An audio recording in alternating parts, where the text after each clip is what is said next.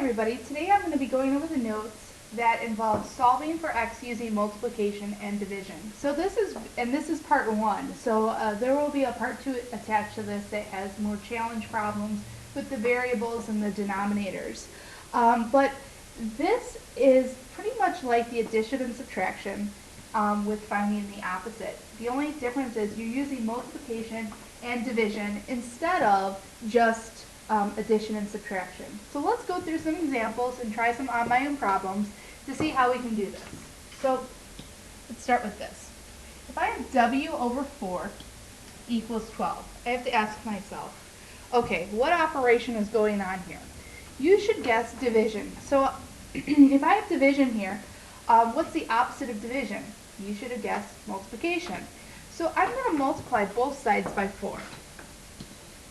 The reason I'm going to multiply both sides by 4 is because if I multiply 4 over 1 times 1 over 4, I'm going to get a whole. And our goal is to still isolate our variable. So when I multiply by something I'm dividing by, it cancels it out to 1. And I'm left with w on the left. Since I multiplied by 4 on the left, I also need to multiply by 4 on the right. So now 12 times 4 is 48 to get my answer. Okay, so I'm multiplying both sides by the reciprocal of what I have. Since in front of w I kind of have a silent 1, it's really 1/4. So that's why I multiply it by 4 over 1. So let's look at another example where this may be a little bit clearer. If I have 2/7 x equals 6, I want to get x by itself. So what is next to x is 2/7. 2/7 is involved, even though it's division, it also is multiplication. It's like having the fraction 2/7 times x. So if I multiply by the reciprocal, 7 over 2, 7 and 7 cancel to 1, and 2 cancel to 1, I'm left with x. If I then multiply the other side by 7 over 2, I can reduce inside the problem. 2 goes into 2 once, 2 goes into 6 3 times. 3 times 7 is 21. So if I had 2/7 times 21 equals 6, I would say 2 times 21 is 42, 42 over 7, 42 over 7 is 6, and 6 equals 6, so I know that that is true. So understanding that if I have a number such as 3/8, I'd multiply this by 8 over 3 to get a whole number, okay? Because that's the goal. We want to find what 1x is, all right? So on the next page, I have some on my own problems that you can work. Why don't you try to work these, see how they are, and then I will have them worked on the next page. So if you want to pause the video right now to work these problems, please do so. Okay, so here are some of the problems solved for the on my own problems. If I have a over 8 equals 6, I know that I'm going to multiply by the opposite of 1 over 8, which is going to be 8 over 1. So if I multiply both sides by 8 over 1, I'm going to get a is equal to 48. Let's look at the second one. My original problem is 14 equals 2y over 5. It's like saying 2/5 y. So I'm going to multiply by the opposite reciprocal of 2/5, and that's going to be 5 over 2. The 5's are going to reduce to 1, the 2's are going to be reduced to 1, and I'm going to be left with a y. Since I multiplied the right side by 5 over 2, I need to multiply the left side by 5 over 2. So 5 times 14 is 70, and 2 times 1 is 2. That's how I got 70 over 2. I could have reduced inside the problem here and made this a 1 and made this a 7, and would have got straight to 35.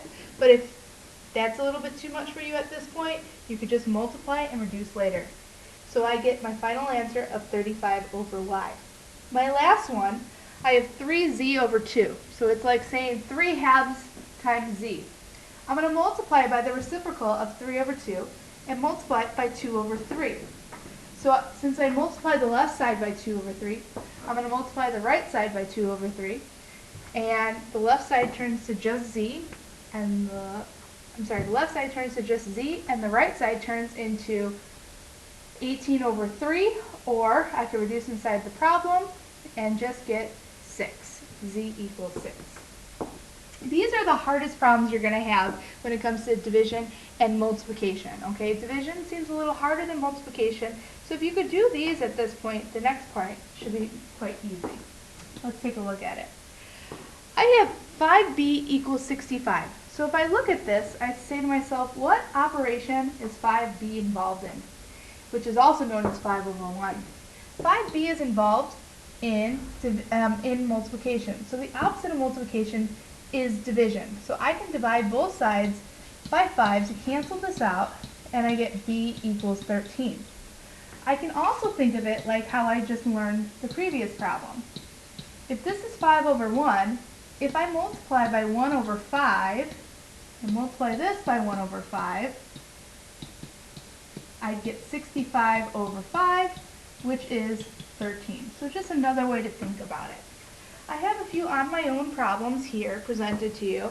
At this point, I would pause the video, try these problems out on your own, see if you can do them, and in just a moment, I'll have them on the next page. Hopefully you paused the video and tried these out. I will explain how I got these answers to the on my own questions. So p times 3 equals 18. I noticed that p times 3 was a multiplication, so I divided both sides by 3 since it's the opposite, and I got p equals 6. I did the same thing in 12q equals 60. Since I knew 12 was involved with q, I divided both sides by 12, and I got q equals 5. And the last one, I saw 9r was a multiplication problem. Maybe we can just think of it a different way. 9r, it's really like 9 over 1. I can times this by 1 over 9. Cancel that out. Multiply this by 1 over 9. 1 over 9 here. And I'm left with 9 equals r. I'm going to go over one more type of problem with you, which involves combining like terms and solving for x. So let's take a look here. If I have 35 plus 3x equals 2x plus 6x, I have to combine things that I have that are alike. So if I look at the right side, I say I have 2x plus 6x. I can add things as long as they have the same variable. So 2x plus 6x is going to be 8x. I'm going to bring down everything I didn't touch. Now, I want to get all my x's together. So I notice I have 3 x's on the left and 8 x's on the right. I want to combine them. So I'm going to take the 3 x's from the left and subtract them.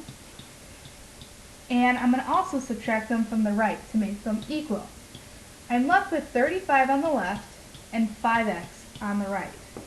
Now, since 5x is a multiplication problem, I'm going to divide both sides by 5. And 7 equals x. It makes sense because 35 plus 3 times 7 is going to be equal to 2 times 7 plus 6 times 7. So if I have 35 plus 21, is that going to be equal to 14 plus 42? Well, 14 plus 42 is 56, and 35 plus 21 is also 56. So this makes our solution true. Let's try an on my own question of 8y plus 2y equals 2y plus 40 on your own. See if you can try it, and then I'll go over the answer. Hopefully you tried this problem out.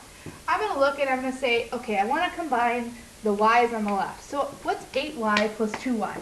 I know that that is 10y equals 2y plus 40. Okay? Just like the last problem, I want to make sure that all the y's are together. So I'm going to take the 2 y's from the right, subtract them from both the right and the left. And I'm left with 8y equals 40. Since this is a multiplication problem, I'm going to divide both sides by 8, and I'm going to be left with y equals 5. Hopefully that cleared up some of the notes or some of the ideas that we went over in class. If you have any questions, feel free to ask in class and we can go over it together. Have a great night.